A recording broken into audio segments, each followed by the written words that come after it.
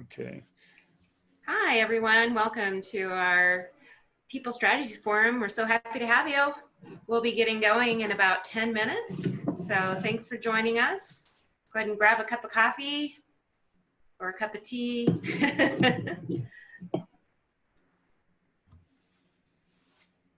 It's so nice that it's a lot cooler today, at least in my world. But I think, Susan, you were noticing it's kind of humid, huh?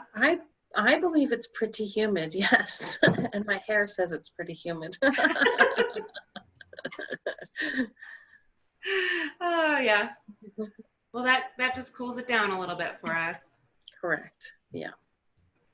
So yeah, there's a lot of discussions going on right now as far as this whole reopening process going on, and I find it interesting, these poor restaurants. I just feel so bad. I've seen on the news these large restaurants.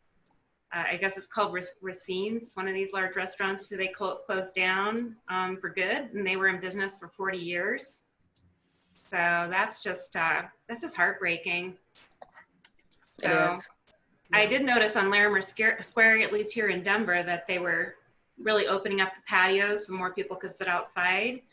And that's exciting to see that. I always enjoy sitting outside unless it's the dead of winter.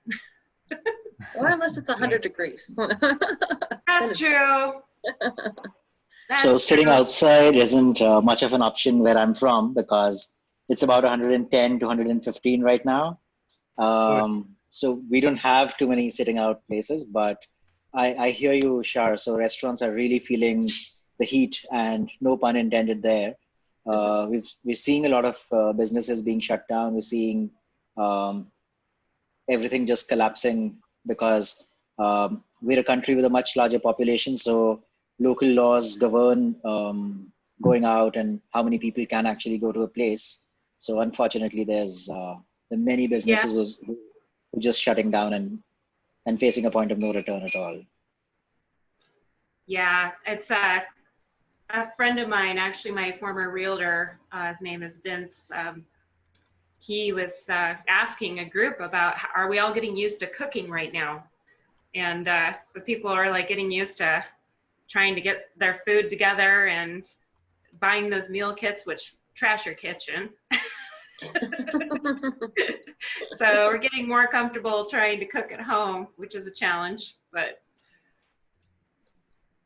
so yeah, it's interesting times. We're rocking through it though. Yeah, I mean, you're mentioning. Sorry, I was just setting up this Facebook Live while you guys were talking, but you were mentioning about restaurants closing, and yeah, there's my neighbor owns a restaurant, and they just closed down, unfortunately. And yeah, it's difficult. We've had in my hometown, we've had I don't know 3 or 4 restaurant closures, and so they just can't make it. So it's horrible. So have you heard, since your wife is in the education space, where they're at with reopening the schools? Well, they're planning on doing it. I mean, that's the intention, but there's a lot that can happen in the next month, and so we'll see how that is. A big thing is, of course, I mean, we think about schools and the importance that they bring. It's not just education, but socialization, and then also helping our workforce, actually go to work or focus on the work while their kids are at school.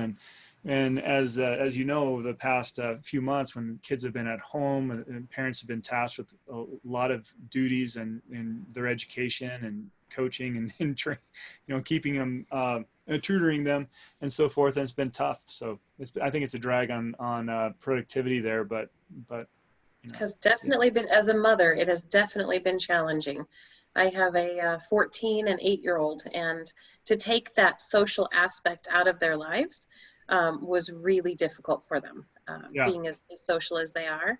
So that was the most challenging piece. And then the second challenging piece was me becoming a teacher, and I'm not a teacher, but trying to help them with their schoolwork and making sure things are completed and turned in, virtually was a challenge for me, especially. I'm not very tech savvy, so.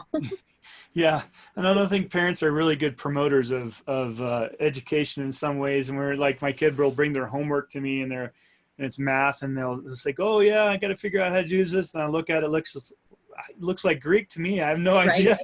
Like, well, you don't do this on a regular basis. They're like, no, I don't use that in my work. And they're like, well, why should I do this then? You know, they go, wait a minute. Tell them it's a rite of passage. That's what I tell them. Yeah. Everybody has to learn this stuff, whether you use it or not. It's a rite of passage. Yeah. Like you may actually use it in some fashion, you know. Yep. That just gives me flashbacks of me and my dad. And he was trying to teach me algebra at the kitchen table, and it was just painstaking. Now for him, it was more frustrating because he is good at math. So when I was the one going, I don't get it. Mm-hmm. So. You know, and a lot of times we talk about the diverse needs of employees and so forth. Well, you know, everybody there's diverse needs everywhere, students and everything. And so there's some kids that are out there that just don't learn well at home. You know, they need more support, more hand holding, you know, more, you know, that live tutoring to keep their attention. And so that is one thing that the schools are talking about here, is that they, you know, if there is some sort of limited arrangement where not everybody can attend at one time, then they're definitely going to have sessions for those kids that need a little bit more support. They're going to be first priority of those to return. And I don't know, Sumit, as in India, are you seeing anything like that? What are the schools thinking about doing there? So right now, sorry, there's a lot of chaos and people are trying to figure out what to do next. Exams have been postponed or cancelled, and schools are trying to grapple with online education. But because a lot of people don't have access to technology, that's also proving to be a bit of a challenge. Although I think the biggest barrier there is the own assumptions that we make. So, for example, I've got a 2.5-year-old daughter, and one of the daycare service providers said that they would run daily sessions on Zoom for about an hour. And my first reaction was that as adults, we struggle to be on calls that are longer than 15 or 20 minutes, and we find ourselves getting restless, wanting to go grab a cup of coffee and stuff like that. How is a 2.5-year-old going to deal with this? And so we did a trial class yesterday, and she's been asking for more and saying, when is the next session happening? Because I realized that they created a value proposition for her in the class saying, we're going to do all these things. She probably also enjoyed the social angle where she saw 7 or 8 other kids and was able to participate with them.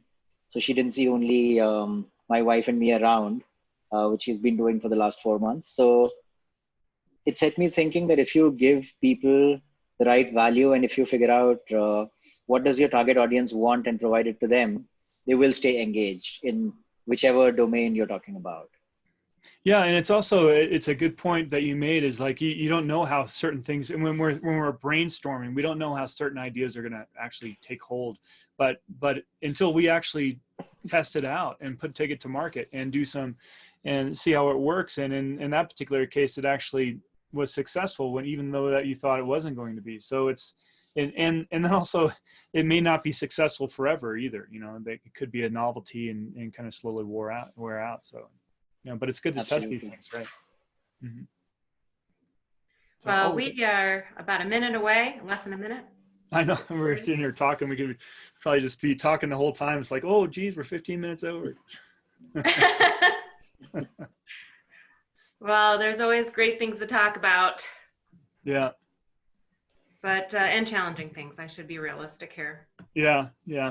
But you know, things are changing, and you know, those when we talk about resiliency and adaptability and so forth, and agile, all those keywords that are going off right now, and I mean, in our own lives, I mean, we are becoming fast learners in this. I mean, so yes, yeah.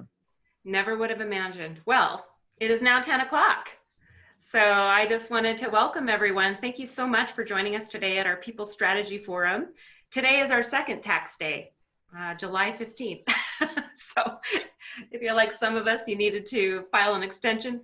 But anyway, I just want to welcome everyone to our People Strategy Forum. We're very excited to have our team here today. Just want to mention Lisa Jackson is on vacation right now, but we're going to go ahead and get started. So today we're going to have myself and a great guest, Susan Venters, join us today. And Susan is actually one of my directors at Rocky Mountain Health Advocates. So just a near and dear leader and awesome individual that works with me personally. So this is great to discuss.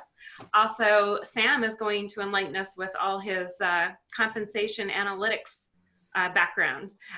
So here's our agenda today. We're going to talk about business strategy transformed, and then talk about the transformation of talent strategy for a small business owner in 2020. And that's what Susan and I are going to talk about. Sam's going to talk about attracting and retaining top talent with career architecture. And Sumit here is going to enlighten us as well with all his knowledge and skill set in the talent management space relative to all of these topics. And before I get things kicked off, just want to mention that we always want these discussions to be highly interactive. We love your conversation. You can utilize the chat if you'd like at the bottom of the screen or the Q&A. And we, us as speakers, will keep an eye on that chat and try to address any questions or dialogue or any type of stories that come up in that. And also, I just want to ask Sam, are we doing a poll today? Oh yes, we do have the poll set up, and so I have. Let me just launch that right now so you guys can see that. So that polls is launched up. If you want to have any time with any of us, if you want to talk about a particular issue or whatever, just sign up for a quick discussion here, and we can bring up that. Also, of course, with the TMA, we will be offering, as usual, the 1-year portal access for the assessment, and we'll go through some of the highlights there. Great. So thank you, Sam. So you can go ahead and click on the poll at the bottom of your screen, and you can pull up that if you'd like to take advantage of a free gift. And then, of course, if some people, when you pull up the poll, you can always narrow it down too. So so it's not in front of your presentation. So without further ado, we'll get going.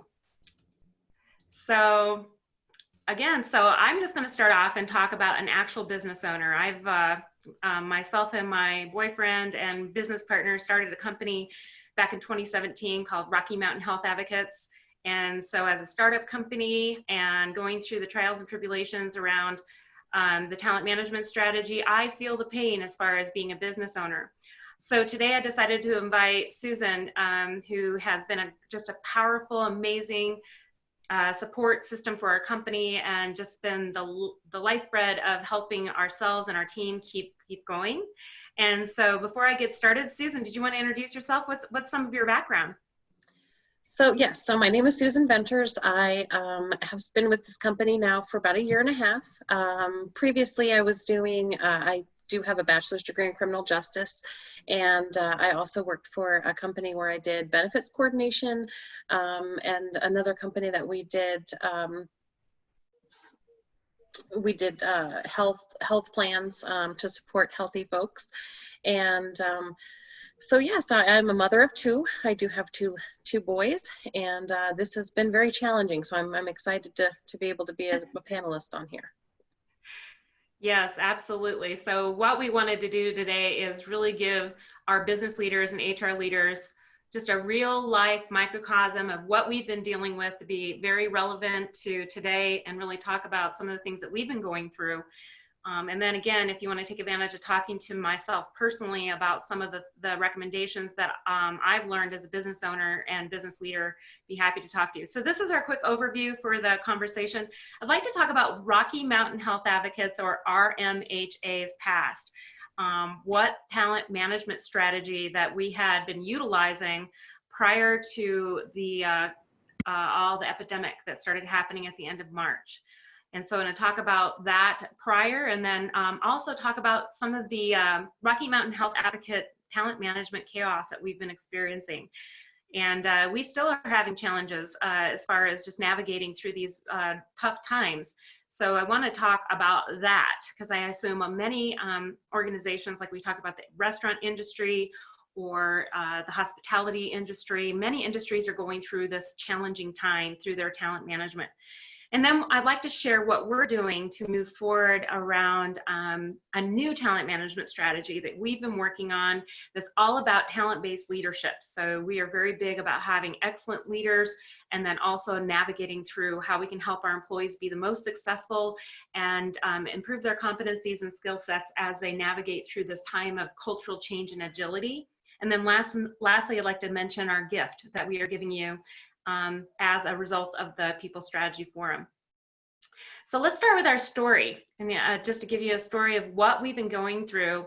So here's some pictures of our Rocky Mountain Health Advocate locations, and just to give you a brief story, before, I think, let's see, in April, May, in that earlier time of the year, we were actually going through an entirely different rebranding process, and to the point where we are ordering different signage, a different look, different color scheme. And so we were quickly doing that. Also, we were about to open up into Montana, and we have a location up in Montana as well. And we were looking at some other types of opportunities with our health advocacy. So, hey, Susan, tell us about these locations, because you're the one that's been behind getting these to look the way they do. Yes, yes, thank you. So the first picture there is our location in Aurora. It is a kiosk. It was kind of the best fit for us. We do get a lot of volume we are able to talk to a lot of people at that particular location, being as though it is kind of right there in the middle. The middle photo is of a Flatirons location. That location is our very newest location, and that's the one I think we've been struggling with the most as far as trying to get the signage up and get that location open and functioning. And the last photo there is of our Colorado Mills location. That's our oldest location. We've had that storefront now for about 1.5 years, and that location is perfect. It's a little bit too big for us, but we are able to still get some good work going on in there. So one of the challenges that we faced is that when so these, as you can tell, are located in malls. So suddenly when the malls shut down, that put a complete halt to our operations, obviously. And, if you listen to some of our prior forums and we talk about the sustainability of business and looking at our business planning strategy, one of the challenges that we had is, I think we put too much emphasis in the mall locations. And, we really realized that this business model might have a challenge to sustain because of the fact that people aren't going into the malls. So Susan, what is your opinion about traffic flow right now going through the malls right now? So when the malls first opened, it's been about a month now. Traffic has been really light. The first few days of each mall location opening were pretty high volume. I think people were ready to kind of get out and move around some. Now it's still busy on the weekends, but during the week there's definitely not as many people there. And the other challenge has been, having to wear the face masks and shields. Being able to talk to folks has been challenging because of the PPE that we are required to wear. And how has this affected your staffing, Susan, when it's been difficult with the traffic flow, with the staffing? Because didn't we have one of our managers that was going to be in charge of the Flatirons, which has ended up being one of the slowest locations at this point? Yes, so our manager for Flatirons actually has moved back to the Mills to manage over at the Mills, the Colorado Mills location, because the traffic flow at that particular end of the mall, in that particular mall, has decreased to virtually very light trickles of traffic, and definitely not enough foot traffic to sustain our business. There was a major storefront, a big box store that had recently gone out of business at that end of the mall, subsequently making that end of the mall incredibly low traffic area. So we are set up to speak with the leasing agent there to talk about what type of potential we may have to occupy another storefront that's in a better location, maybe closer to the other end of the mall where more folks are still traveling and going through. Wow, yeah, that's really interesting that we had to think about those types of things, you know, because we were talking before the forum started about businesses or companies going out of business, and even our neighbors going out of business can have an impact on us, especially when we're looking at traffic flow and that response on our Absolutely. Yeah. That definitely affected the traffic. And it has been so Susan and I will talk a lot about our workforce planning strategy and our succession management strategy. And we had recently hired a couple of individuals that we were planning to promote to a management level position. But with the fact that our workflows have been affected, now we've had to make movement so that the initial plan for management promotions has also been impacted. So you can imagine how hard it is to have this hope that you're going to be promoted and moved into this different opportunity, but all that gets changed with the state of the environment. Mm-hmm. So to talk about the next slide, you know, I just want to talk about our people, which is our foundation. I love the faces of our folks here. And Susan's been awesome with the team and to promote these folks. And Susan, want to say a few things about your team? Yes. So some of these folks that we have here are new. They're the post-COVID employees. They are folks that we have thankfully been able to find after the aftermath here.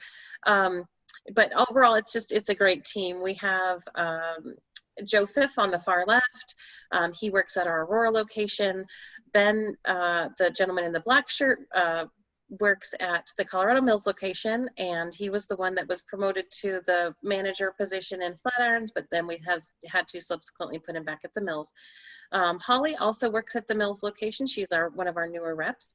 Heather, we are looking at talent management with her and promoting her to a management position at the Aurora location. And then, of course, there's me. Below me is Melissa. She is at the Colorado Mills location as well. A newer recruit, but definitely really wowing the socks off of us. She's doing a great job. And then Sam is our security and compliance officer. He does not only the test processing, but he makes sure that we are HIPAA compliant and that we are playing by all the rules. I need to move I apologize. And then of course there's Char, and below Char is Cameron. He is also transitioning over into the security and compliance to help Sam with his workload. So yeah, and this is a great example of where we have been, again, back to workforce planning, making some modifications as far as how we're adjusting people into different roles, and also looking at their roles and their competencies and capabilities in those roles. And then the other thing, Susan, can you speak to some of our recruitment challenges? Because we have a great team here, but we're also hiring some talent. We have some position openings. We do, yes. So I have utilized both Craigslist and ZipRecruiter to try to promote our business and to try to attract good talent. Unfortunately, the applications that we have seen are few and far between. We have noticed that there's a very drastic decline in the number of people that are applying, that are interested in the positions that we have. So that's a challenge that we're consistently working on, trying to overcome, and trying to figure out and plan more ways that we can reach out and acquire good talent. That's really interesting. I mean, with all those people that are unemployed today, I mean, you would think that there'd be more applications. It makes me wonder if people feel safe enough to come back to the workplace, or they, you know, at this point. What do you think? I do think that that's probably part of it. And I think that another piece of it is, I was having a discussion with my folks about, you know, things, and a lot of people are making more currently on unemployment than they would be re-entering the workforce. And so I think it's kind of a twofold. I think that people are maybe a little apprehensive about rejoining the workforce and being out in the public again. And then secondly, they are earning, they are making a decent wage. So, you know, that's kind of a deterrent, unfortunately, for us as well.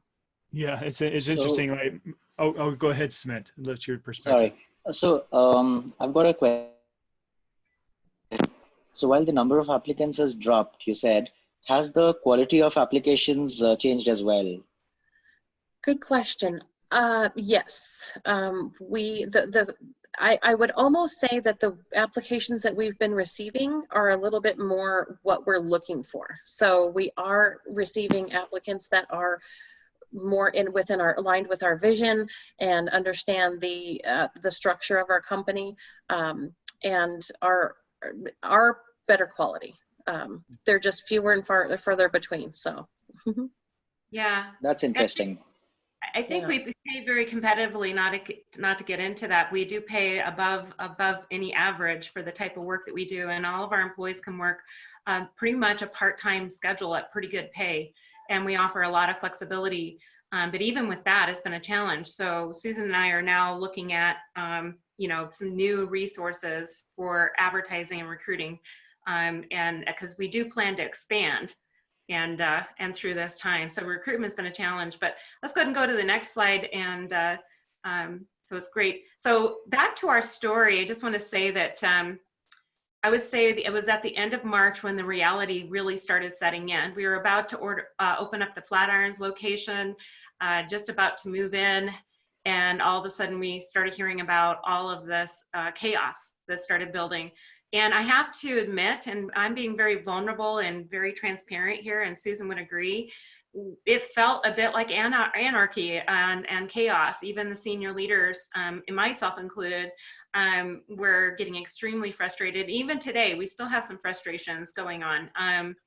So it's been a challenge for us to really think about, I like the word here, K-order. How do we have more of an innovative way of thinking about moving towards order to be able to sustain our company and sustain our employees' jobs? I would say that was probably one of the most frustrating things for me, or scary things for me, is that our employees are going to be negatively impacted financially.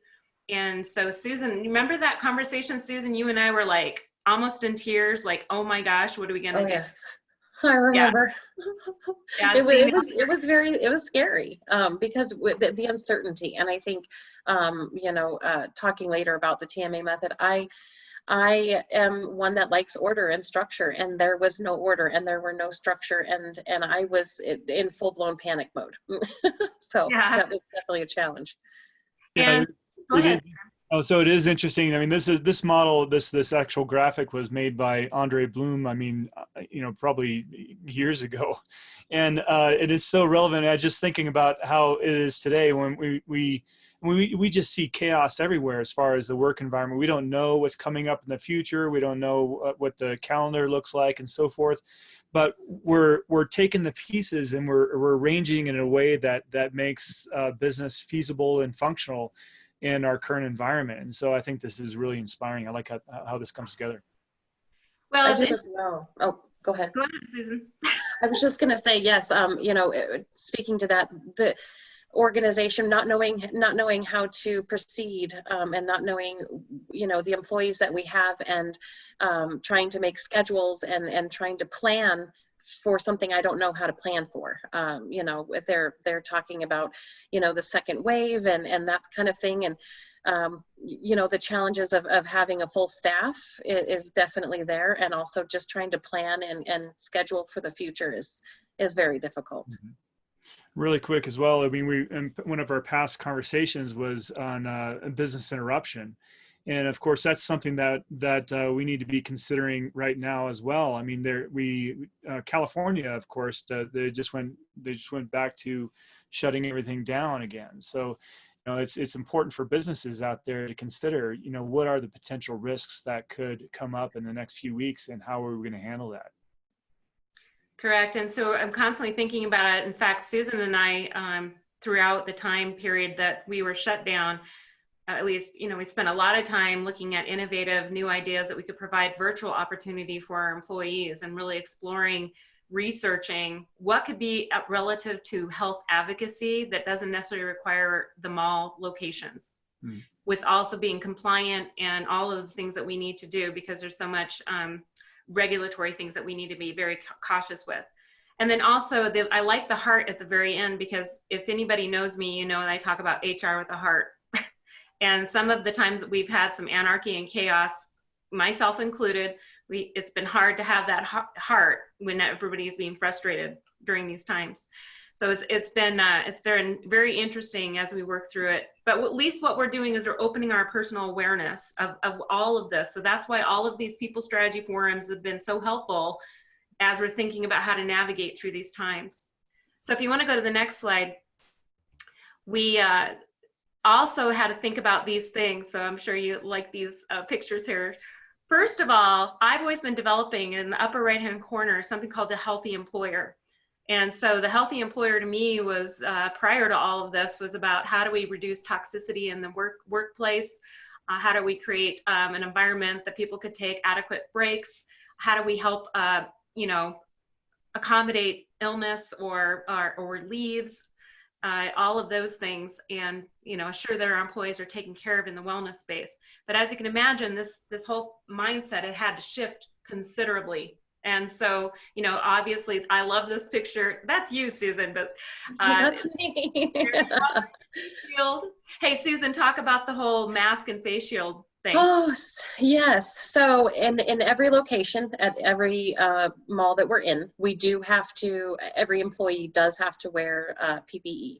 So whether it's a face shield or a face mask, the choice is yours. We, as a company, have provided options for both. And we have some employees that prefer the masks and some that prefer the face shields. So it's nice that we were able to offer them their selection on the preference. My preference is definitely the face shield, even though it's a little nerdy. It definitely keeps my feelings of anxiety and kind of claustrophobia down, because I can see out and I feel like people can actually hear me when I'm speaking. With the mask, I felt like it was real muffled and difficult to understand or hear me. So I switched over to the face shields and haven't looked back since. Ben, our manager at the mills currently, prefers to wear the face mask, and that particular one he just loves. So we encourage our employees to get masks. If they want a specific kind, go ahead and purchase those.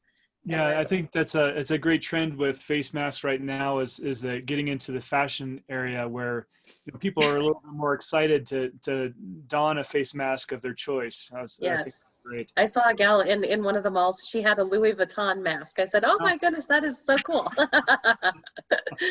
So it's definitely another form of expression, you know, for fashion. So it is a little fun for those people that like to wear them, but I cannot do that. So. Well, and Bruce, our CEO, was concerned that people would, you know, breathing in that carbon monoxide all day, that, you know, we need to assure that people can go in the break room or go outside, get some fresh air periodically, you know, be more accommodating about flexibility to be able to allow people to, you know, breathe. So It's been interesting just talking about those things. The other thing is that I have a medical picture up there. During this time that we had off, we started really researching about how we could afford healthcare for our employees. So we were on a very expensive insurance plan, and then we had to realize that we needed to offer a different type of healthcare. So we did some research on that and found a company.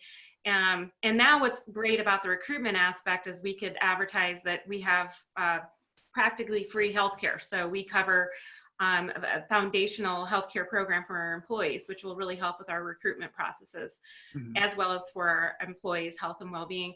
We also looked at various disinfectants that we needed to have in our location. Susan, you're always cleaning up there and in the locations, keeping it clean. And also it's about the client perception about our environment and noticing we're wearing masks, noticing we're disinfecting, noticing that we're keeping a clean environment, and we're very, very serious about it.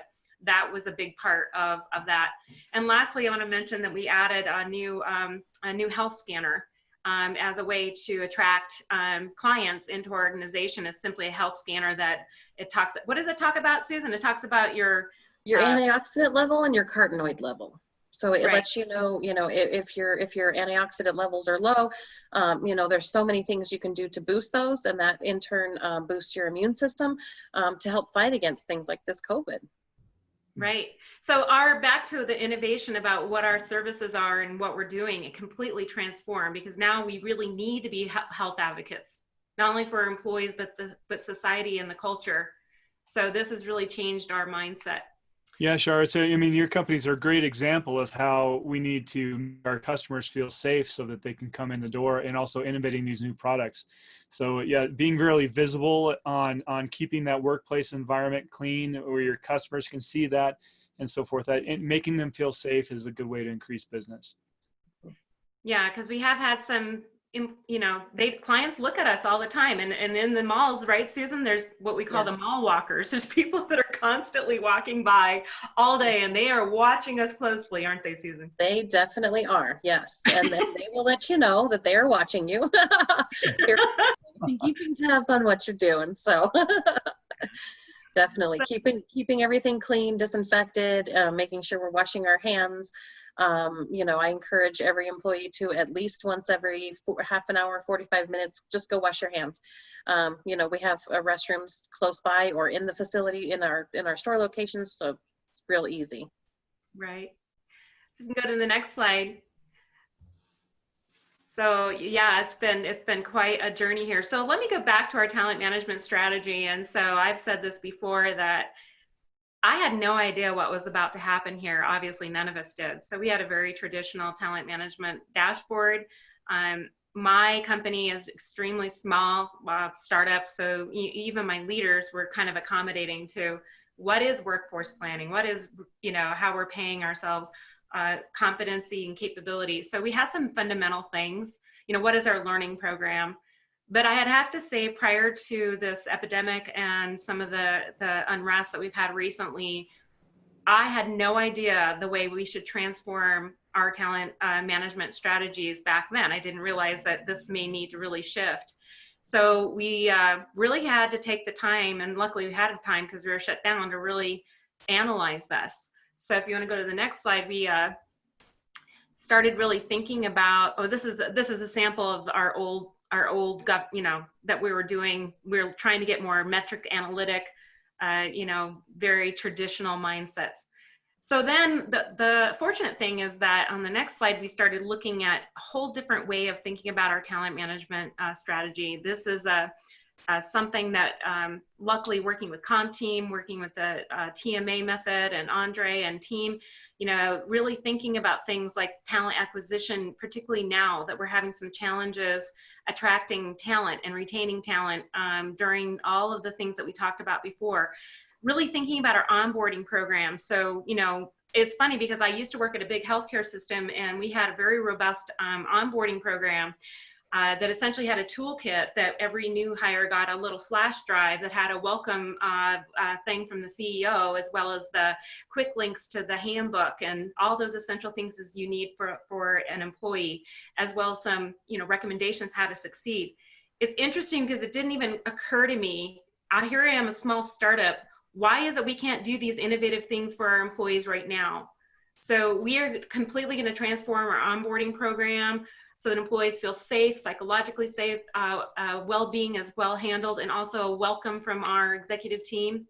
Also spending a lot more time talking about teaming and how we are working together. And we have some room for improvement there that we're working on because of all the change.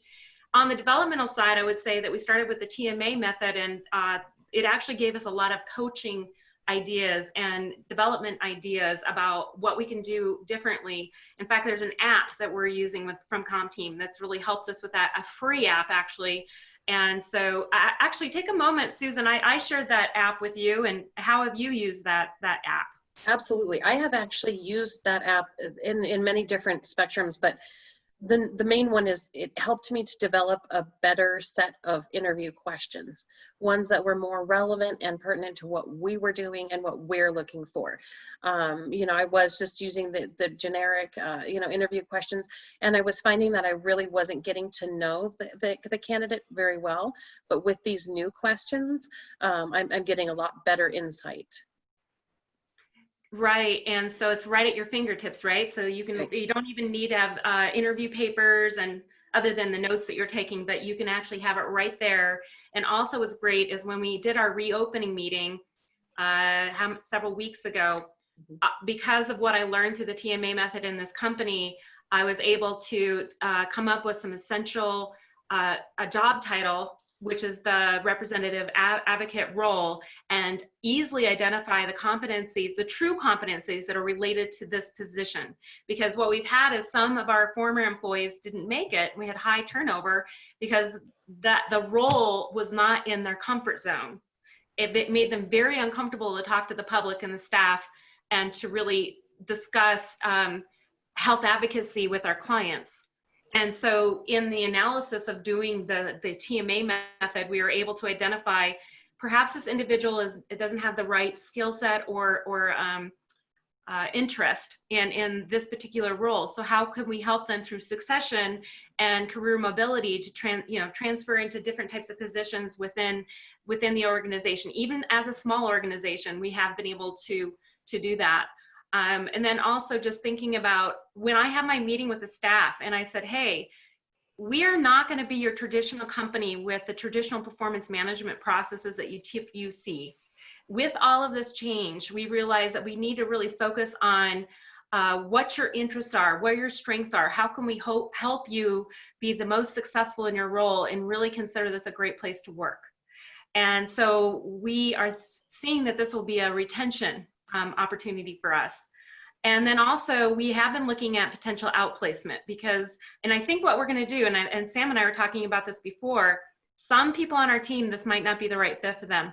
So how can we help them transition to perhaps a different company?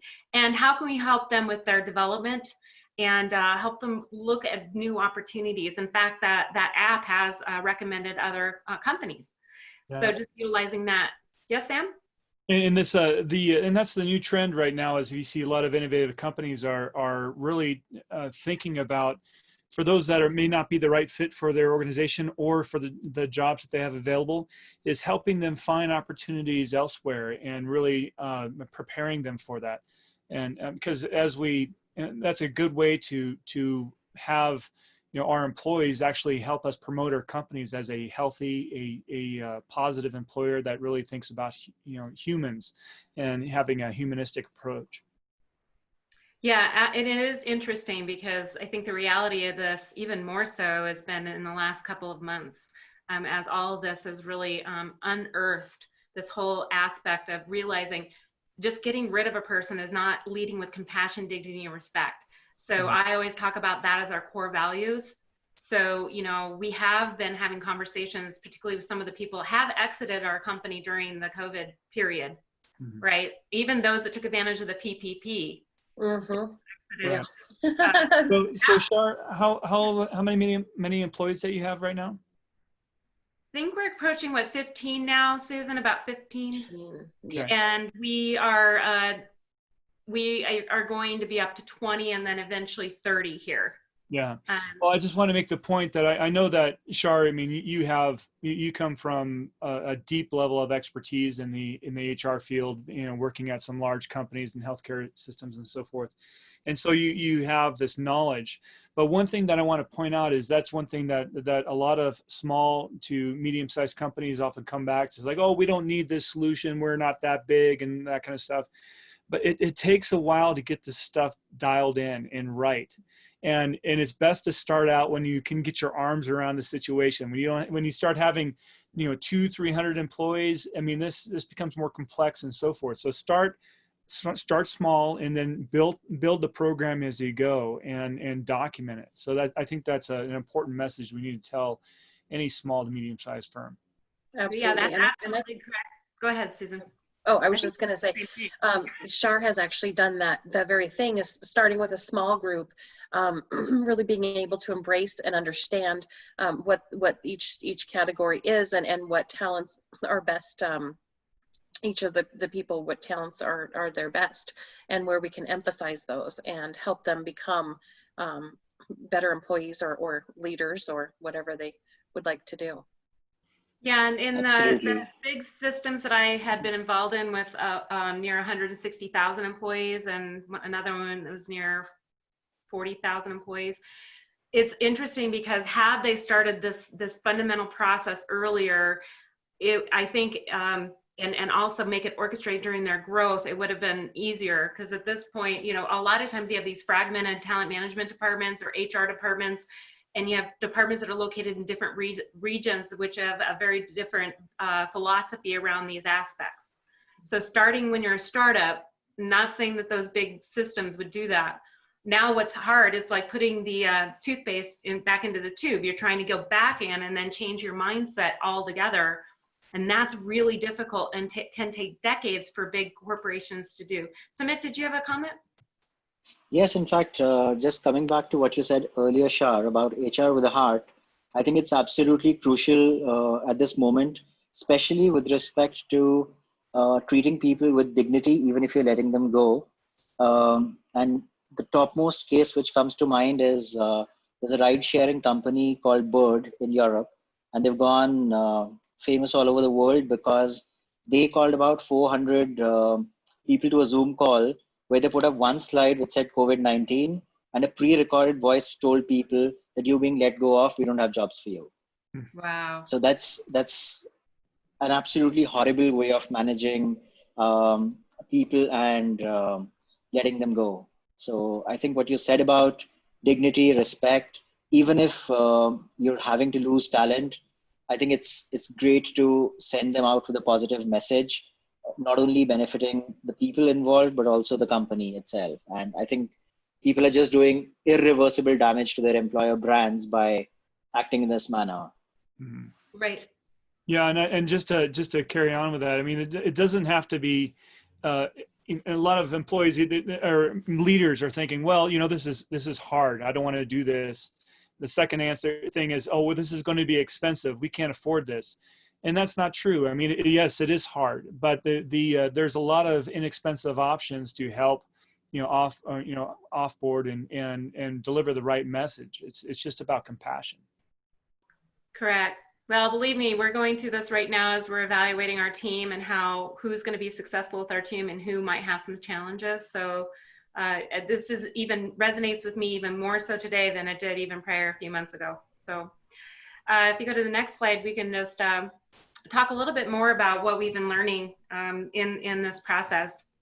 And so what I love is this new philosophy about talent-based leadership. So I think a lot of times they use these traditional wording like workforce planning and the talent management strategy, but it's all really about your talent. And so what I love about these buckets here that Andre Bloom and his team have pulled together here is really thinking about our leadership, because leadership matters, as we all talk about, but what is real leadership? What is real leadership, particularly during these times? And then also really knowing how people tick, you know, that's also extremely vital to think about. And then also what kind of talents align with the work organization and the work needs. And then looking at our professional cohesion and our social cohesion, which again, that's been one of the struggles, is that even our company in ourself has started to fragment a bit during all this change. And then really thinking about how we're going to develop our teams. So what was awesome is that we took advantage of the free TMA assessment tool that we have offered in this forum as well as the other forum. We applied that to our team. And we've definitely been having some robust and interesting conversations about that, utilizing this talent-based leadership tool. Actually, I need to plug in my computer. Susan, can you mention what you've learned from the TMA tool? Yes. Oh gosh, so much. So I actually did the TMA and I learned a lot about myself and just kind of touched on a lot of different things that I need and feel compelled to want in a job and want in structure. And we have a couple of other employees that have taken the same, that have done the TMA assessment as well. And we have discovered that they are there's a lot of similarities. And it's really helped us to discover as well who would be ready for a management role, who may need a little bit more time, and making sure that we're not making rash decisions and promoting too quickly. It was a big thing because we want to make sure that we're putting the right folks into the right roles. And that's really where this has helped us kind of differentiate who's best in what role. That's great. So Sam, can you take a few minutes and talk about the TMA? I need to go get my cord. Okay. No problem. So Susan was talking about a couple of these, ways to use the TMA assessment from a variety of different means. And so what I was doing is flashing some pieces of the TMA and how it supports, and all those pieces of talent development, as which Char mentioned, as far as teaming and development and so forth. But there's a lot of ways that we can first understand on how we work together and what our the core preferences of how we work together is a big piece for interpersonal communication, who is involved on what teams and so forth. And then especially when we get into coaching and learning and development. So we can for instance, as this particular graph on learning and development shows a person's preference on how they learn best. Is it they learn best through creative environments or more structured book learning, what kind of applications, and it will help managers actually design very effective development programs to help their employees get the biggest bang for their buck, for the company buck, as I guess you could say. And then also, if you're going to send them off to a particular experience, whether it be a classroom learning or online learning or something, you'll be able to choose the correct experience for them so that they're going to get the most out of it. Yeah, and so Susan, what did you find out when you did your TMA interview? What was some of the things, your ahas and your experience? Well, like I said, I definitely am one that likes structure and organization. And one thing that I did realize during the evaluation was I tend to expect others to need as much organization and structure as I do, and I need to kind of start learning that that's okay that other folks don't. The other thing is that I did kind of know about myself that I feel more comfortable in small groups as opposed to large groups. And that's, a good fit for my director role because I have that one-on-one interpersonal relationships with folks. And I'm able to help lead them more on a personal level, which is more comfortable for me. Mm-hmm. Yeah, and it's interesting. Mine, on the other hand, I'm more of a global, innovative, creative strategy thinker. So I have a tendency to work well with change and agility and being creative and thinking out of the box. So after I took my TMA and Susan took her TMA, I realized, okay, we need to have more organized meetings, more organized structure, have more documentation. And then also when one of my employees, our employees took one, she was also more about order and structure.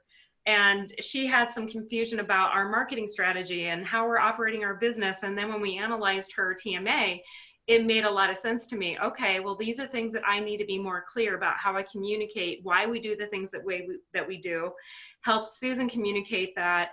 And so having ongoing Zoom meetings, occasional monthly meetings, so that has been a very insightful process. So here's a sample of one of the wheels that we get with this TMA method.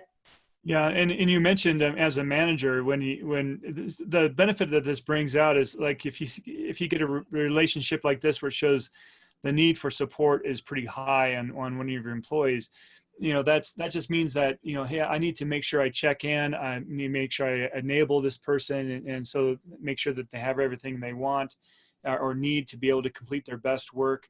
And so this can give you the key or to reach out and make sure that you're doing that correctly.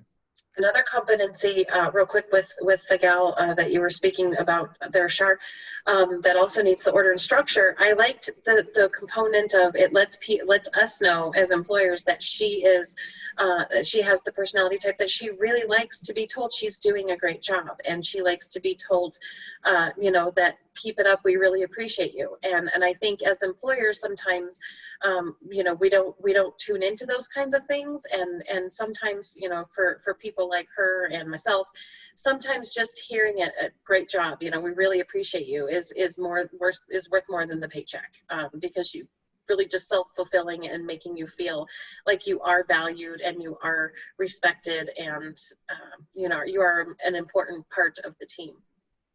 Right. And so thank you, Susan. Exactly. And so this, and Sumit, thank you for helping us with this graphic. You know, this is about solving the talent puzzle, you know, and we had to really think about what is the role? What is truly the role of someone that's going to thrive in our business? What is the role that's going to align the best with the company mission, vision, and values?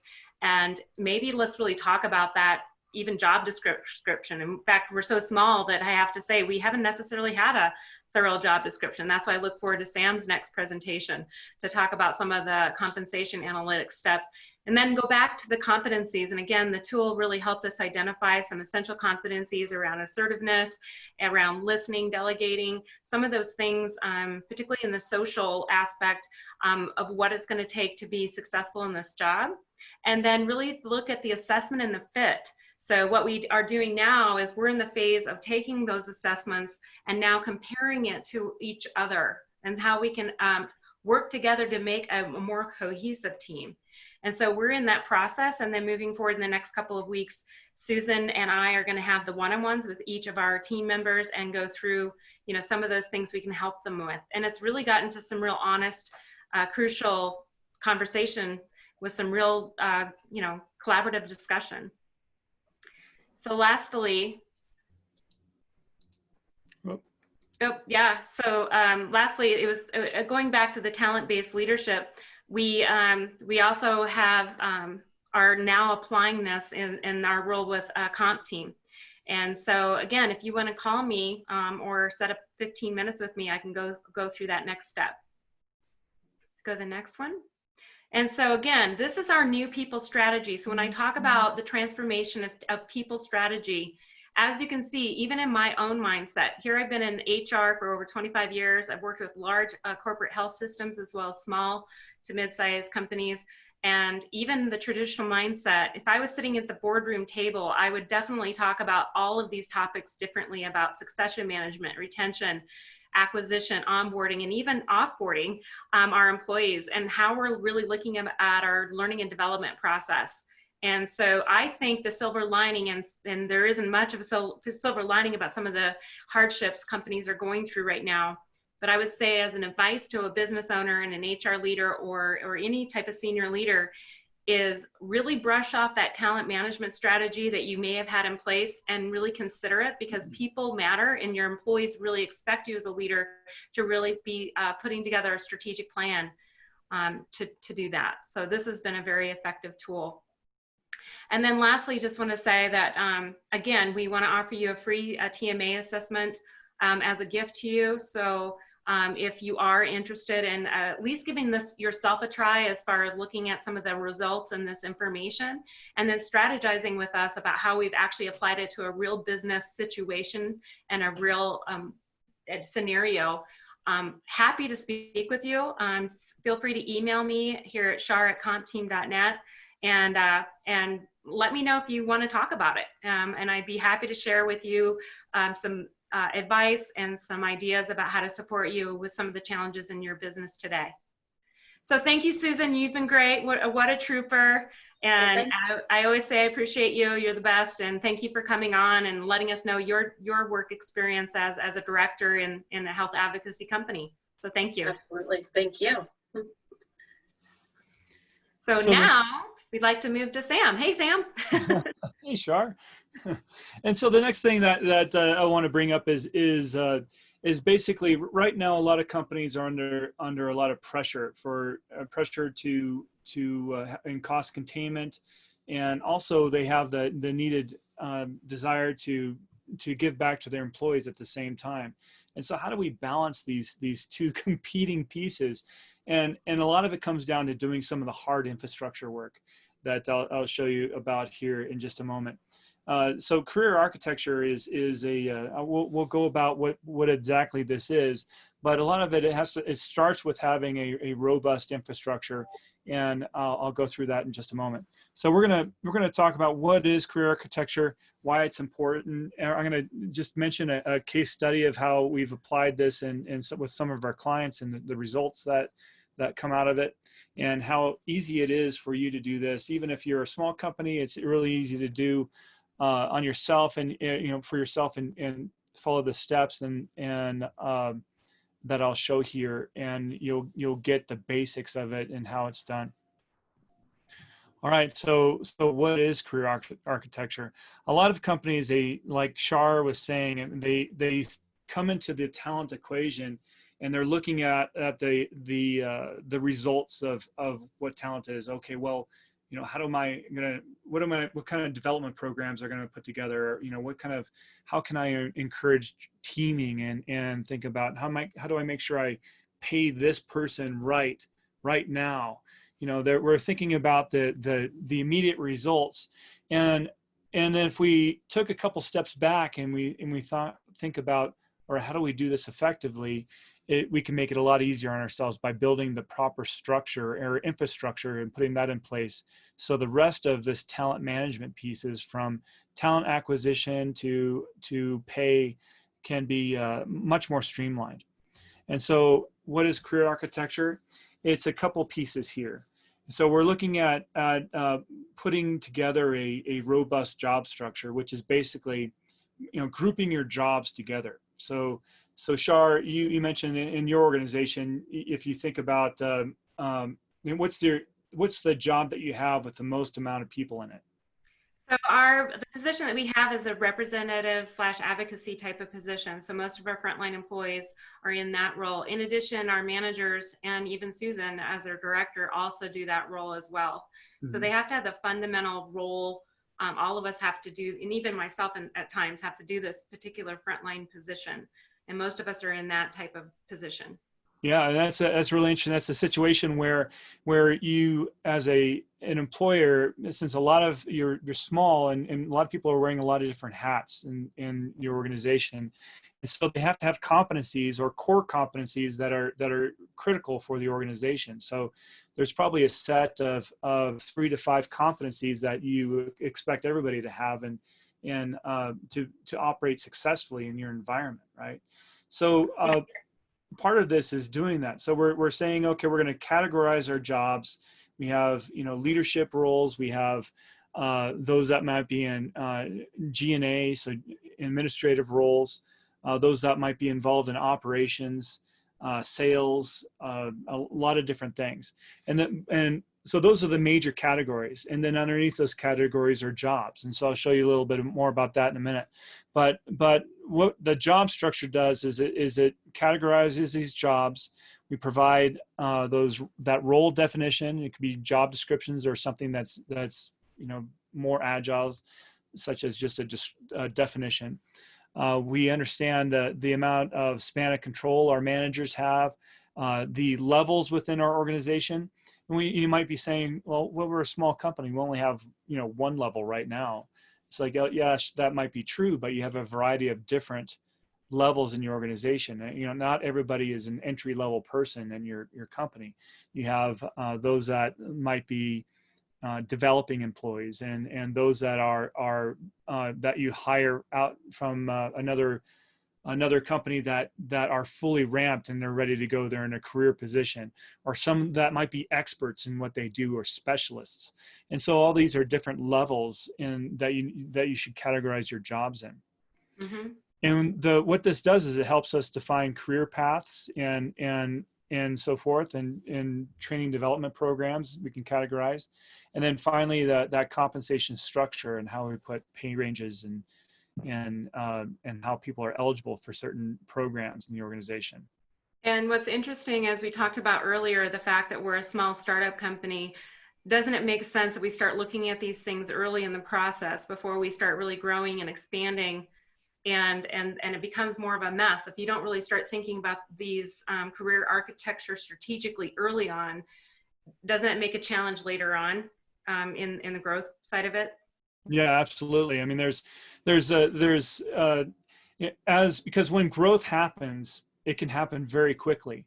And if you don't have the structure put in place to facilitate that growth, you're either you can potentially, not able to grow as fast, or you can potentially put yourself out of business.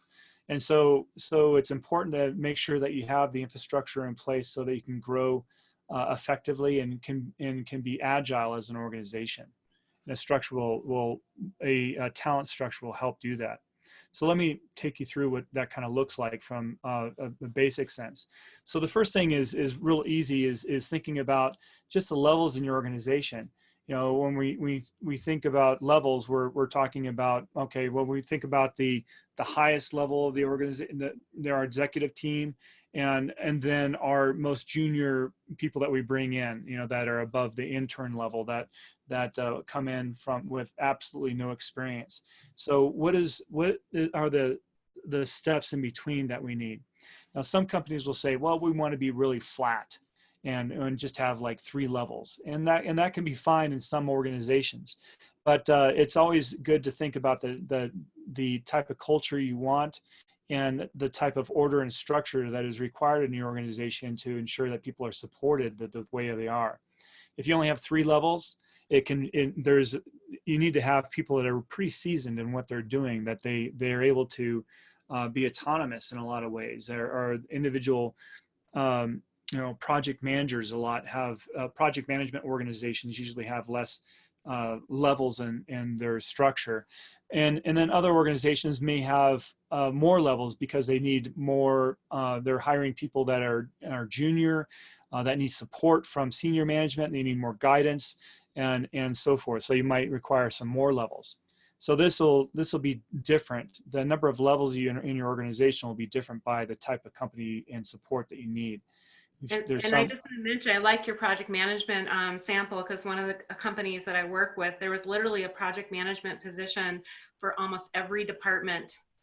And what was interesting is they created all these different project managers, which essentially could have been placed into levels so that they could have progressed. So perhaps some project managers are highly technical and require a lot different skill set than more of a junior project manager position.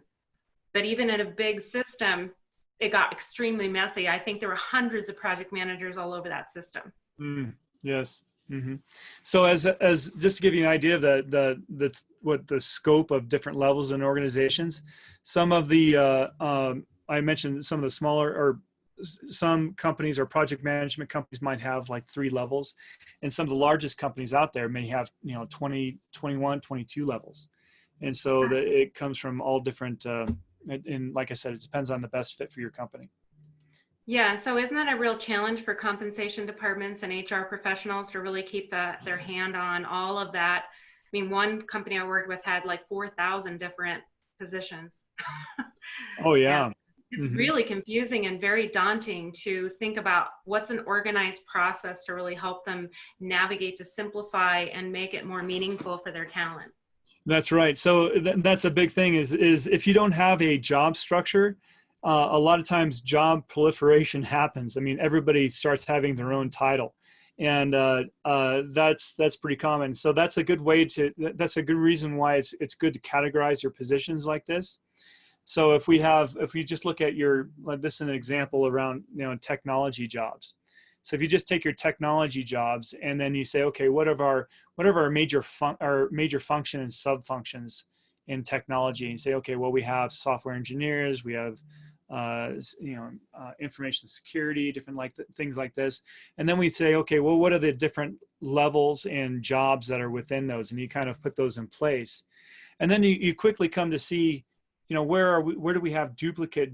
We call this job, this, we call it just job A, we call this job B, but they're really doing the same thing. So maybe we just need one title here. We don't need 2. And so there's a lot of synergies you can find by doing this. But the first step here is grouping them in job functions and sub functions, as we show here. And yeah, then, back to your point about what happens in my experience as an HR business partner. A lot of departments would create a brand new role, and there's usually a compensation specialist in the comp department, and the leader felt like, well, this is such a specialized role, so what we're going to do is we're just going to fill out this little template, and you're going to email it to your comp specialist, who's going to pretty it up and put all the physical aspects of the job and all the basic competencies. But next thing you know, you have all these duplicative roles and all these different departments when essentially they could have all been streamlined. Mm-hmm. So that's a common issue, and particularly in larger companies. Yeah, and absolutely. And it doesn't mean that you can't have a job, if you're hiring for a job, that you can't look for a specific skill set. I mean, that's completely fine. And that's the reason why we create these very detailed job descriptions that we're recruiting with. That's fine. But as far as when we think about the importance of putting them in a particular job or a title, if we're just going to call them a database engineer 1 or 2 or whatever, you can still have that very diverse skill set in that role. And you can use, when we get into compensation, or I show you here, you can differentiate or pay for that skill set with a premium on the particular targets of pay. Say, okay, well, this is a specialized skill set, we're going to pay 10% more for this or whatever. So you can do something like that. So right here is another piece. After you get your functions and sub-functions put together, then you're going to really strive to ensure that your titling convention is pretty consistent. And so this is a very consistent way, and kind of a boring way of looking at job titles. When we think about everybody wants to have, super cool basket weaver job title, right? I mean, it's they want to have something that's exciting, and they don't want to be called, I'm information security analyst 5. That's kind of boring, right? So there's what I recommend to a lot of companies is to alleviate that kind of friction, is to have 2 types of titles in your system. You have what's called a system title, which is the boring stuff, and then you have a business title, which is the more exciting stuff. And the business title floats on top of the system title. So you can have, and the benefit of this is as you grow, reporting becomes a lot easier. As it's like, okay, we know that, we want to run a report on our systems engineers 4. And it's really easy and structured to be able to run a report on that. We know what it is, even though that their system engineer 4s, they may call themselves 5 different things. And as a company, you can make a decision on how you want to regulate that, or if you want to just have the good old boring title. It's up to you. But that is definitely true. The whole street title, as they called it, which I don't even think it's the right term, but that was definitely talked about. And my personal experience is that I was an HR manager, and I was in charge of about 1,000 employees in my quote book of business. And next thing you know, we had people like you, Sam, that would come into the company and say, well, we're going to do a complete career architecture change. So suddenly my title went from HR manager to HR business consultant. And I remember thinking, wait, I am actually acting as a manager, HR manager. And so it was really challenging to go to a business consultant mindset. And then also realizing I had to get over that, okay, this is my title and this is what I should be. So the communication aspect of really talking about what's happening with the change in career architecture, don't you think that should really start early in the process? Because if employees are aware that the career architecture process is going, and there can be an impact to their title as well, potentially their pay, if that's not handled appropriately early on, that could be very chaotic and very create great disruption to the people that think their titles are getting impacted, correct? Yeah, absolutely. And it's up to every company to really lead their way on how they want to handle that. I mean, I've seen companies that want to, change titles and it can feel like a demotion in some places. And that's not necessarily a great way of delivering value to employees. And so how this is handled is you need to be careful. And of course, it's much easier to make these changes when you're smaller and younger than it is as you're growing fast. When you're growing fast, I mean, managers like, what? I don't even have time for this, So it's like, it's tough, so it's good to do this as you're growing, when you're smaller, when you have a chance to put some really good thought into it. So I think that's a great point that you just made, Sam. The challenge which I see a lot of companies create for themselves is that in the quest to find, as Char called them, better street titles, I think they make the street title way too fancy as compared to the internal one. And so the employee's CV can simply end up looking odd. I mean, I've hired people into my team where they're interviewing for the position of an associate manager who's one level below a manager, but their last job said they were a senior manager. And so it just appears weird on their CV. And this person, after I hired her, she just couldn't land a decent job outside because a lot of recruiters simply looked at the title that she had. And the internal titles would obviously not be understood by the industry. So I think companies need to put in a lot more thought. Yes. In the Indian context, actually hiring copywriters to write the business card titles or the external world facing titles as well. But I think it's creating more issues than it's solving for. Yes, it's important to be, we need to think about the impact on the employee when we think about titles, and also different regulatory environments. I mean, if I've done this internationally or with multinational companies, global companies, and in some places titles are regulated. I mean, you have to have a specific title if you're doing this particular job, and it may not fit in the U.S. context. And so we need to make sure that the way we manage titles is in a flexible way that's going to be, meet regulatory requirements across the globe and also impact our employees positively. Right, and we've didn't we experience that in a prior client where there was an international team and then we had the United States team? And didn't you face that challenge of the global aspects of making that align between the different countries? It's very common, and that's the reason why I have that I encourage the system title versus the street or business title that's external. So it really helps alleviate a lot of those issues. And as we're moving more and more global, many companies and virtually and online, I think now is a very important time for employers to really, think about this as they're expanding into the global workforce. Mm-hmm. The next thing it's important to consider is ensuring that we have consistent or fair types of level descriptors, or span of control. So an example here, what I just did is I layered the manager levels over the individual contributor levels, which are in orange. The manager levels are in blue. And so when we think about this, it's important that we think about our managers having a similar span of control and responsibility, employees, and so forth. So we might say, okay, our level 1 manager and level 2 managers, maybe they're the kind of supervisors. We have a supervisor, senior supervisor, and then 3 is like a full manager with higher fire authority. They manage, more than 2 people, things like this. You're making a certain standards across your levels to ensure that you're treating your other jobs across the organization fairly, and these can be benchmarked and trained effectively. Because if you're saying, okay, well, if we know that the true level manager role or a full manager with higher fire authority is a level 3, you can design a training program around ramping managers up so that by the time they're a manager 3, they should have all the competencies that they require to do that job effectively. So it can be very important there. Yeah, and I was just making a comment. I mean, it's very interesting how that has a tendency to overlap.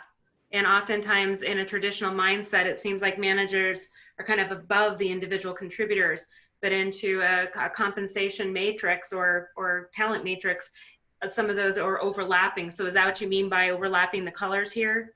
Yeah, Sam? exactly. So this is called a dual career track. And this happened about, I don't know, 10, 15 years ago when technology started coming into play. It used to be that you would have individual contributor 1, 2, and 3, and then it went to manager 1, 2, 3, and go it up like that, and it didn't cross over. But then organizations said, well, they started talking to their employees and say, well, yeah, I want to continue to grow in my career, but I don't want to be a manager because I'm a terrible manager, So they go, what opportunities do you have for me? Well, we don't have any opportunities for you. Then they would leave the company. And so the concept of the dual career path came into play, to where the individual contributors could expand and they become experts in their field, and they could expand into the higher levels along with the management team, and also be looked at as trusted advisors in the company. So that's where this came about. Yeah, may I interject? So in the healthcare industry, I think we often see that mistake happening where a very highly skilled nurse is promoted to a manager or director too quickly, and because that nurse has nowhere else to go, they've been with the company, the organization, healthcare system, a very long time, need to move up somewhere, so let's just make them a manager. Well, that could be devastating because things like patient safety can be impacted, retention, quality initiatives that healthcare systems have. If that nurse that became a manager is not really skilled or the right fit for that. And then also, because there's such a shortage in healthcare workers, if you don't challenge and develop and motivate and provide career mobility for that senior nurse, they're going to leave. They're going to go to other healthcare systems. They're all competing. So I think particularly in healthcare, this is a very fundamental thing to realize before we quickly just move people up a hierarchy of promotions. Yes.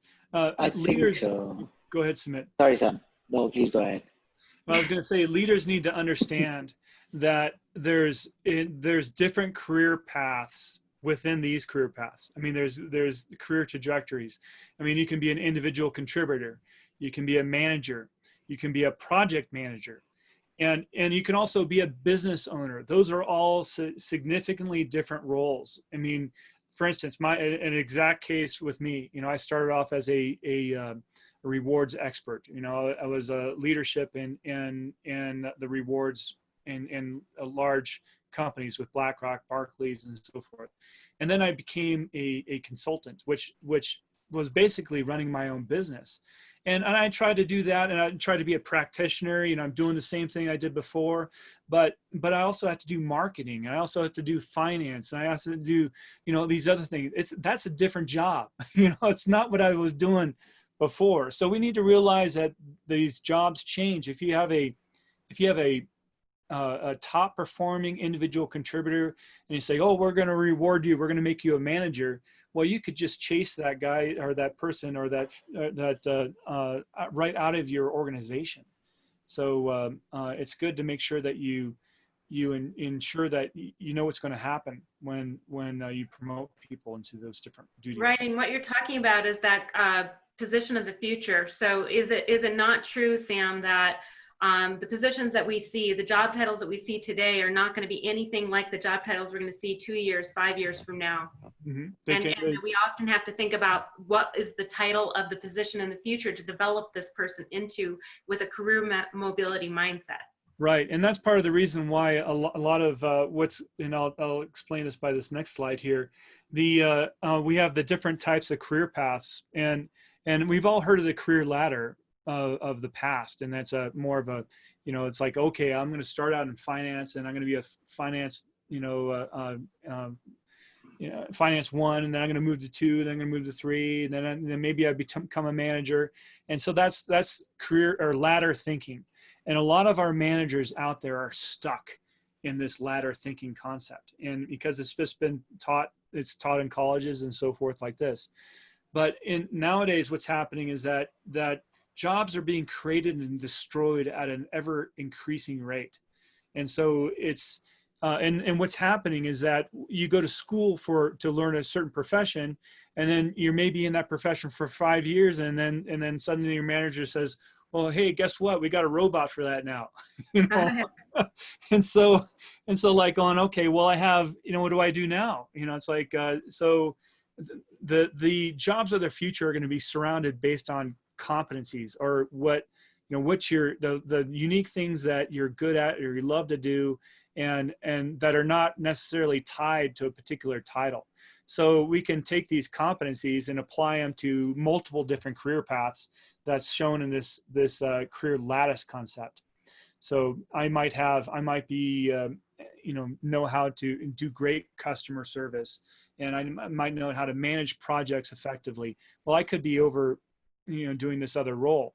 A good example is my sister-in-law. She was a scientist for Clorox for a number of years, and she was working with chemicals and different things. And then she decided, hey, well, I want to do something different. Well, she could apply that to a project manager career path in which she's managing other things, and it's directly relatable. And so it was not an issue for her to make that career move at all. But in the mindset of the traditional career ladder, that could be very disruptive and it can cause a person to be disengaged. So it's great to put. I learned that early when another example that I had was a friend, colleague of mine that was working in a marketing department. So she was a marketing representative, and she moved her way up into, I think, more of a lead role in the marketing department. But then she had dreams and ambitions that she wanted to do something completely different. So she actually went out and got her PhD, and luckily took advantage of the benefit program, the tuition reimbursement program, to finally get a PhD. I mean, can you imagine a marketing rep getting a PhD? And guess what? It was in industrial psychology, of all things. It's like, okay, marketing, industrial psychology. So she ended up being a regional organizational effectiveness director, as well as organizational development. She actually became a system employee that started off in marketing and went all the way over here. Well, needless to say, she left the company and she wrote a book. And if she's listening, she'll know I'm talking about her. And she ended up being a highly successful organizational effectiveness business owner, and hired an entire team of amazing, talented people, which, by the way, came from a lot of the organization that we worked with. But it was awesome because I knew some of the leaders in the organization really supported and endorsed and appreciated her talent. Can you imagine having that kind of a journey and then having that conversation early? Instead of just saying, okay, well, you've hit the top of the marketing department, so see you later. Why don't you go to the different healthcare system? Right. Mm-hmm. Right. So that's an absolutely great point, Char. And coming back to the earlier example as well, that you were talking about, I think the healthcare and the nursing context that you gave, I think by forcing that person into an administrative role, you're making two blunders. One, you're losing out on an excellent nurse, and you're getting a really, really bad administrator. So from an organization standpoint, the career ladder no longer makes sense, and a career lattice is the best way to engage, retain, and deliver high performance. The organizations that have been most guilty of doing this are some of the consulting organizations like McKinsey, where they popularize the famous you either move up or you move out kind of a model.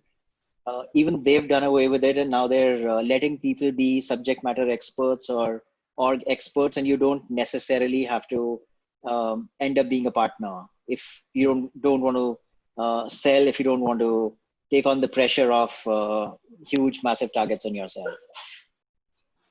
Correct. Yeah, and it's interesting how some managers want to hold on to good people. So, and they wanted, I've seen managers say, I'm not going to lose this person. They're going to be with me for the next 30 years. They're going to be in this position forever.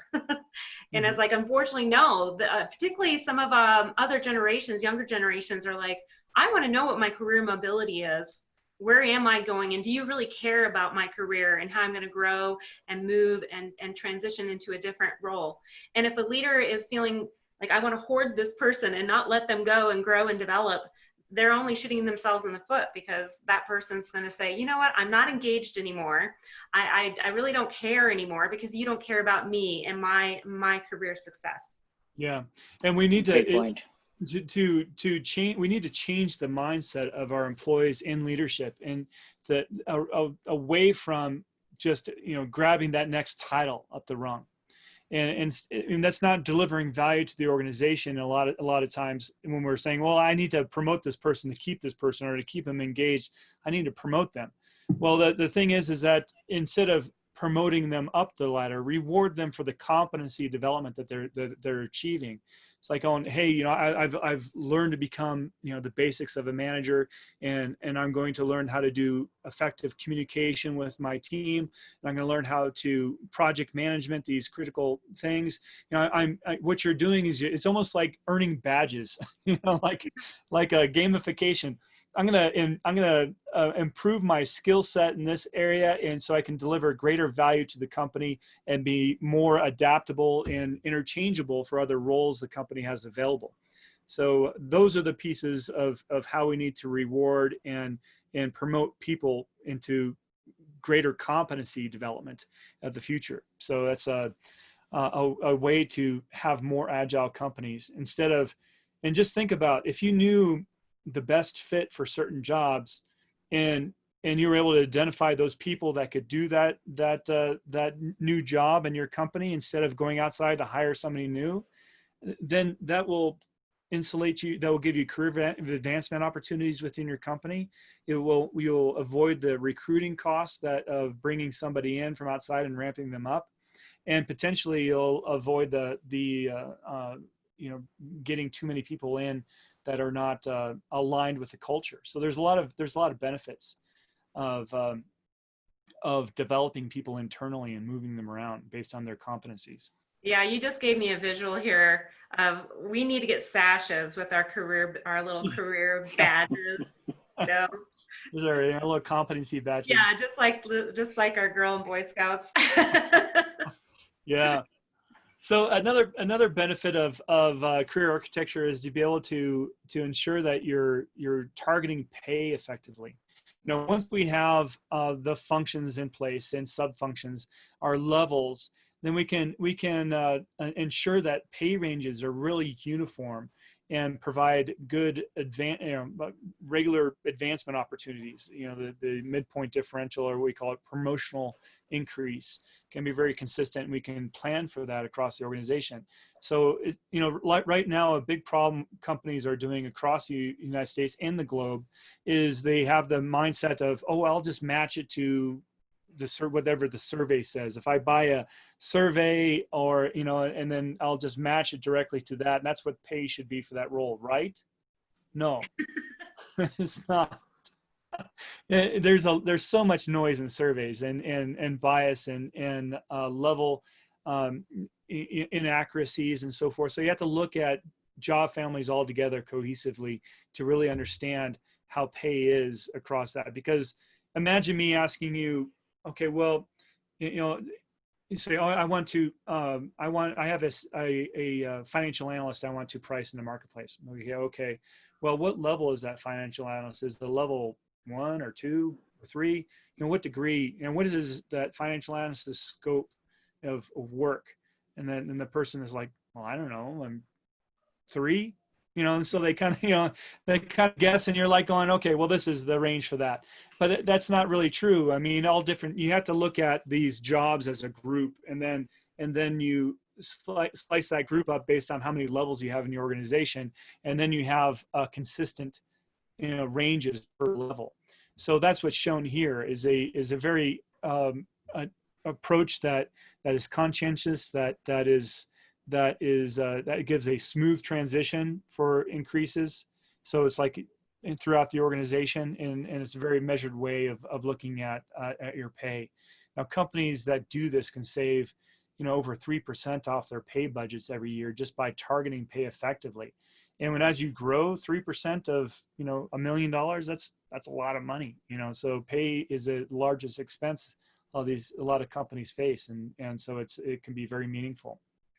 Right. So, I was thinking about an example where, we had our social work department, and an individual is a social worker, but they actually got speaking of PhD again, they got their PhD. And so that particular employee is very disgruntled because they were like, well, I have a PhD. Well, the reality is the social work position didn't really necessarily require that type of education. And so we had a disgruntled employee about, yes, you're very talented, you have the high level of education, but this position doesn't necessarily require that. So then we had to have a conversation about where can we help you move into within the organization, because obviously they had hit their max or the cap of their pay program. Right. And so unfortunately we didn't look at that early enough. So by the time they hit that max and the pay didn't move along well enough with the market, that it ended up having a lot of discontent in that particular department. Yeah, absolutely. So what are the things that career architecture can bring, and why is it important? Well, it helps you attract and retain the best talent out there, the best talent that's good for you. So once you've identified, what are the competencies that are required, what are the core competencies that we need to run our business on? Like Char, you mentioned that there's some that are going to be unique for your company. Well, your competitor may have competencies that are significantly different, especially if you're looking for that strategic advantage. For instance, if you're saying, okay, we want to make sure that we treat our customers with, we want to give a high level of customer service. Well, that's going to be a core competency that you want to recruit for. Other companies say, well, we want to make sure that we come up with the most innovative products. Well, that's going to be your strategic core competency.